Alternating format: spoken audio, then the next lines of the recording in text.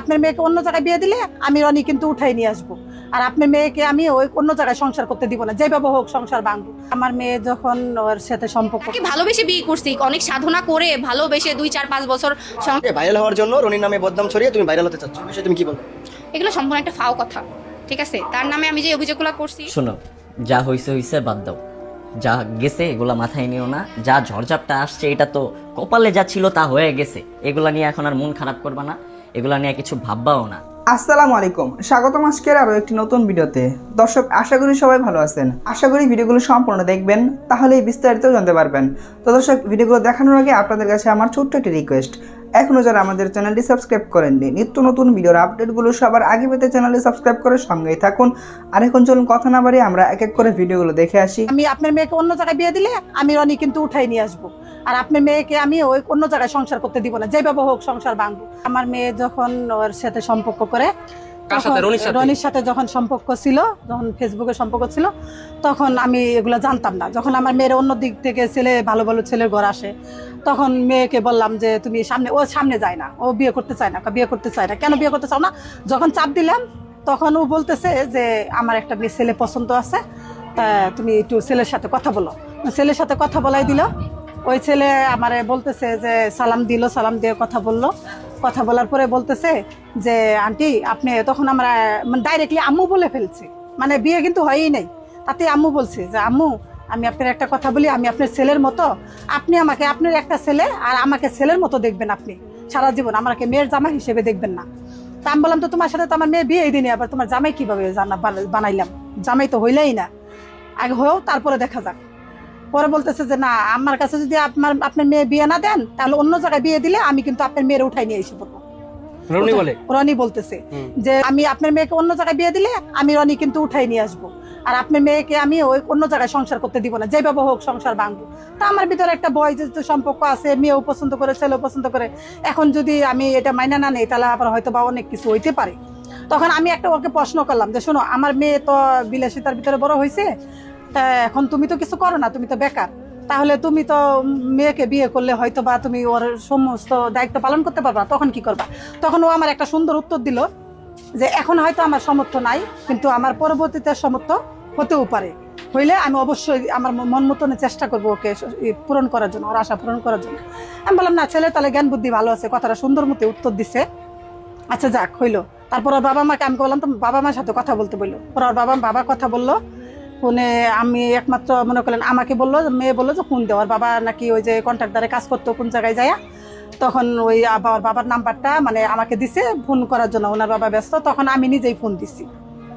উনি একবার ওনার মায়ে ফোন দিছে, প্রথম ফোন দিয়ে আমার সাথে কথা বলছে, তখন বলছে ওনার মা বলতেছে যে আমি একটু ভয় পাই আপা, আপনি একটু আমার হাজবেন্ডের সাথে কথা বলেন। পর নাম্বারটা দিছে, পরে আমি ফোন দিছি যে ভাই আপনার ছেলে তো এরকম করতেছে, আমার মেয়ের বিয়ে করতে চায়, তা আপনি কি বলেন? পরে ওনারা বললো ঠিক আছে, আমার মেয়ের ছেলে যদি পছন্দ করে তাহলে আমি যাবো, যাই দেখি। আচ্ছা আপনি আসেন। পরে আমার বাড়িতে আসলো, দেখাশোনা হইলো। দেখাশোনা হওয়ার পরে বিয়ের তারিখ ঠিক করলো, বিয়ে হইলো। একমাত্র বিয়ের ভিতরেই মানে শুরু হয়েছিল বিয়ের দিনই গ্যামজাম। কি নিয়ে গ্যামজাম? নাকফুল ওনারা আনতে পারে নাই, নাকফুল নিয়ে গ্যামজাম বাজলে একমাত্র মোটামুটি একটু ঝগড়াঝাটি হইলো বিয়ের ভিতরে। ঝগড়াঝাটি হওয়ার পরে ও নাকফুল দিয়ে মানে বিয়ে করাই নিয়ে গেল। নিয়ে যাওয়ার পরে ওর পরে ওই দিন যেদিন নিয়ে গেছে ওই দিনই মনে করলেন যে সবকিছু ঠিক। পরের দিন আসে, এরপর থেকে উনি খালি আমার উপর মানে অনেক রাগ, আমাদের উপর অনেক রাগ। কোনোদিন আমাদের সাথে ঠিকমতো কথা বলতো না ওনার বাবা মা, কোনোদিন আমাদেরকে ওদের বাসায় যাইতেই বলতো না, আমরাই শুধু বলতাম। তবে আমার দিক থেকে আমি যতটুকু পারি, বিয়ে কন, পুতুরা কন, এই আরেকটা পুতুরা যে বিয়ে করছে ওর বোনার বই কন, আমার যতটুকু সামর্থ্য আছে অতটুকু সামর্থ্য অনুসারে আমি ওদেরকে যথেষ্ট পরিমাণ সম্মান করছি। তাকে ভালোবেসে বিয়ে করছি, অনেক সাধনা করে ভালোবেসে 2-4-5 বছর ভাইরাল হওয়ার জন্য রনির নামে বদনাম ছড়িয়ে তুমি ভাইরাল হতে চাচ্ছ, বিষয়ে তুমি কি বলবে? এগুলো সম্পূর্ণ একটা ফাও কথা। ঠিক আছে, তার নামে আমি যে অভিযোগগুলো করছি সেগুলো সবগুলোরই যুক্তিযুক্ত কারণ আছে, সবগুলোরই প্রুফ আসছিল, সে নিজেও স্বীকার করছে। সে কিন্তু দেখবেন একটা ইন্টারভিউতে দিছে, সে বলছে এখন নিচ্ছি না, তরনারিতে বা যেরকম সমস্যাগুলো যার ছিল এগুলো সবগুলোই সত্যি কথা। আর ভাইরাল হওয়ার যে বিষয়টা, যে আমি যদি ভাইরাল হওয়ার নেশায় যদি আসতাম, সে যখন শুরু থেকে আপনাদের সাথে কাজ করে তখনই কিন্তু আমি আসতে পারতাম, এসে কিন্তু মানে পরিচয় না দিয়ে আপনার সাথে কাজ করে আমি ভাইরাল হইতে পারতাম কি না? কারণ আপনারা তো আমাকে শুরু থেকে দেখছেন, হয়তো বা ক্যামেরার বাহিরে দেখছেন, কিন্তু আমি যদি চাইতাম তার সাথে শুরু থেকে ওইভাবে কাজ করে ভাইরাল হতে পারতাম। আমার নতুন করে এইভাবে এসে তার আমার নিজের হাজব্যান্ডকে এক্সপোজ করে ভাইরাল হওয়ার কোনো প্রয়োজন ছিল না। সে আমাকে এই পরিস্থিতিতে দাঁড়াতে বাধ্য করছে। এক পর্যায়ে না পেরে আমি এখানে আসছি। আমি মেন্টালি ডিপ্রেস ছিলাম, ফ্রাস্ট্রেটেড ছিলাম। তো আমার মাথায় কোনো কিছু আসতেছিল না। আমি দেখতেছিলাম তার কোনো অনুশোচনা নাই যে আমি চলে আসছি, আমার প্রতি তার কোনো টান নাই বা তার কোনো মায়া নাই। সে একটা ভিডিওতে এরকমও বলছে যে আমার প্রতি তার কোনো মায়া নেই। তো যখন দেখলাম এগুলো নিতে পারতেছিলাম না, সেই টাইমে আইসা তারপরে আমি মিডিয়াতে জানাইছি। এখন রনির সাথে তোমার একটু কথার কাটাকাটি হয়েছে বা গ্যাঞ্জাম চলে, তুমি আলাদা আসো, রনি আলাদা আছে, তো বা যাই হোক একসাথে হলো, যেটাই হলো, তোমার প্ল্যান আছে কিনা যে তুমি আসলে মিডিয়া জগতে ঢুকবা, ভিডিও বানাবা, মিউজিক ভিডিও করবা কিংবা ব্লগ করবা? না না, এই ধরনের কোনো প্ল্যান তো আমার নাই। তবে জানি না উপর আল্লাহ কি করে, বলতে পারি না। ভবিষ্যৎ তো আমি বলতে পারি না, আল্লাহ আল্লাহ ভালো জানে। তোমার চিন্তা ভাবনা নেই? না, আমার এরকম কোনো চিন্তা ভাবনা তাহলে এখন তুমি যে ভাইরাল হইলা, মানে তো অনেকে বলে তুমি ভাইরাল হওয়ার জন্যই করতে আসছো, তো তো এই জিনিসটা তুমি কিভাবে দেখো? ওই যে বললাম ভাইরাল হওয়ার জন্য যদি করি তাহলে এরপরে তো আমি তো অনেক আগেই ভাইরাল হতে পারতাম। নতুন যখন যে কাজ করে, যখন সে ভাইরাল হয়েছে, তখনই একটা চরিত্র ধরে তার সাথে বসে ভাইরাল হতে পারতাম। তার সাথে অন্যান্য মেয়েরা আইসা টিকটক ভিডিও বা অন্যান্য ভিডিও বানায় ভাইরাল হয়েছে না, তাহলে আমিও তো পরিচয় না দিয়ে ওইভাবে ভাইরাল হতে পারতাম। তা আমার তো এই ধরনের ভাইরাল হওয়ার কোনো ইচ্ছা নাই। মানে হয়তো 2 দিন পরে আমরা দোয়া করি সবাই তুমি রনির সংসারে যাবা। রনি যদি তোমাকে পরবর্তী তোমার সাথে নিয়ে আসলে ভিডিও করতে চায়, মিডিয়া জগতে ঢুকতে চায়, তখন তুমি আসলে ইনভলভ হবা কিনা? এটা আসলে তো ভবিষ্যৎ বলতে পারবো না আমি। যদি হয় তাহলে তো আপনারা দেখতে পাবেন, আর যদি না হয় সেটাও আপনারা দেখতে পারবেন। আসলে ভবিষ্যৎ তো বলার অধিকার নাই, মানে তোমার চাওয়াটা, এই মুহূর্তের চাওয়াটা।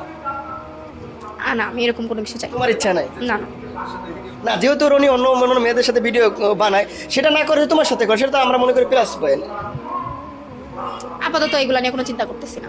তোমার এখন চিন্তা ভাবনা কি, মানে তুমি কবে যাবা রনির কাছে?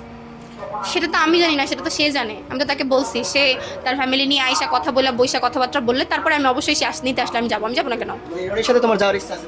হ্যাঁ, অবশ্যই। তাকে ভালোবেসে বিয়ে করছি, অনেক সাধনা করে ভালোবেসে 2, 4, 5 বছর সংসার মানে করি না, এখন 5 বছরও সংসারের বয়স নাই, 3 বছর 4 বছর হয়েছে।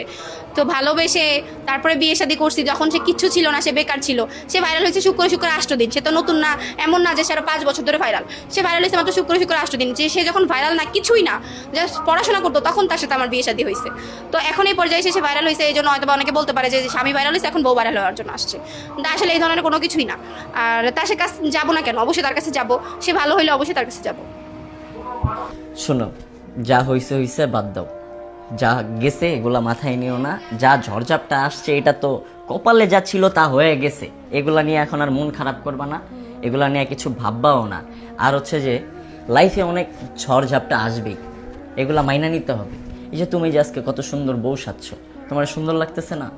সুন্দর তো লাগতেছে। তোমার কি মন খারাপ? রাগ করলা? রাগ করো না। যেহেতু যা হয়েছে সব বাদ দাও। কথা হচ্ছে যে এখন দর্শক, আশা করি ভিডিওগুলো সম্পূর্ণ দেখেছেন। এই ভিডিও সম্পর্কে যদি আপনার কোনো মতামত থাকে তাহলে অবশ্যই কমেন্ট করে জানাবেন। ভিডিওগুলো ভালো লাগলে অবশ্যই লাইক করবেন। দেখা হচ্ছে পরবর্তী কোনো ভিডিওতে। সেই পর্যন্ত সবাই ভালো থাকবেন, সুস্থ থাকবেন। আল্লাহ হাফেজ।